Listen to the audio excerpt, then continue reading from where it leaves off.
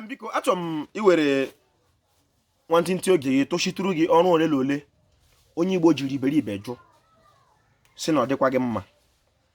Onye Igbo jụrụ igbu nkwụ Malaysia bịara n'ala Igbo were ha ji wụrụ ọgaranya ugbu a si na ọnwa ọrụ ndị mgbe ochie.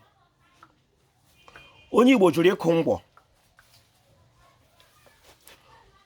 Onye Igbo jụkwara ịkpụ ụzụ.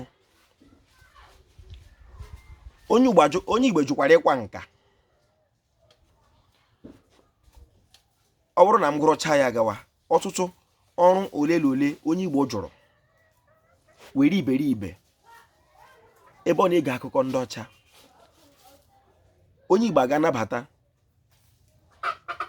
ịpụ ozu were nwa ya na-ezo were ntị onye Igbo n'obi onye Igbo. Onye Igbo anabata ịkwa akwa na olili na-emetụtaghị ya. Onye Igbo si ebe ya gara ala ọzọ bee akwa ka akwụọ ya ụgwọ. Otu onye Yoruba, onye oke bulani, ọ sị long time ago African man no dey carry shit. Na oyibo teach us how to carry shit. Ihe ọ nọ na-arụtụ aka oge ilekwe ndị anya wụ dịka mmadụ n'elu ụwa mmadụ bi. Ambụ Nkwachukwu Ojiagbọ, a na-akpọ m Ojiọfọ. Abụ m onye olu okoro nke dị na ọmahịa n'obodo nke Chineke. Igbo mmamanụwa. Ọ bụ anyị na-eti ịtụ akala ọtụtụ ọrụ ole na ole onye Igbo na-arụ o ji bụrụ eze. A sị na onye Igbo na-akụ ngwọ. Onye Igbo na-egbu nkwụ. Onye Igbo na-akpụ ụzụ na-akwa nka.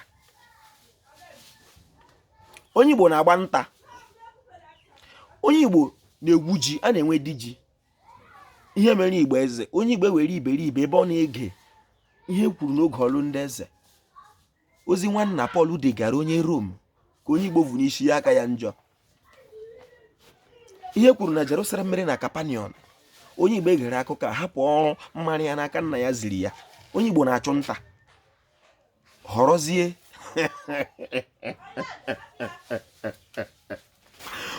onye Igbo vuru ozu nwata 35 ya na-agba egwu obi ụtọ akpa ya. Ekelere m Ọhanweze, ekelere m ndị nze m ọzọ, ekelere m iwu Igbo. Ọ ga-adị unu na mma, ma ndị dibịa na-agba aja, ma ndị na-agba afa, ma ndị mgbọrọgwụ ma mkpaakwụkwọ Ojiọfọ chi onye chiri ya zere.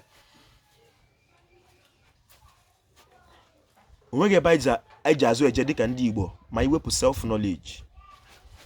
Ọkwa na naanị gụ nwa onye ga-atọ onwe gị na-agbụ a. Ndị nna anyị alụọla ọgụ ga-atọpụ anyị chen n'ụlọ. Anyị nwa ga-atọpụ nwa anyị chen n'ụbọrọ. Self knowledge ọ dị oke mkpa. Ọwụ naanị ya ga-ewepụ anyị from mental slavery. Ọ ga-adịrị Igbo la mma. Ojiọfọ kelere Igbo. Igbo mma mmanụ.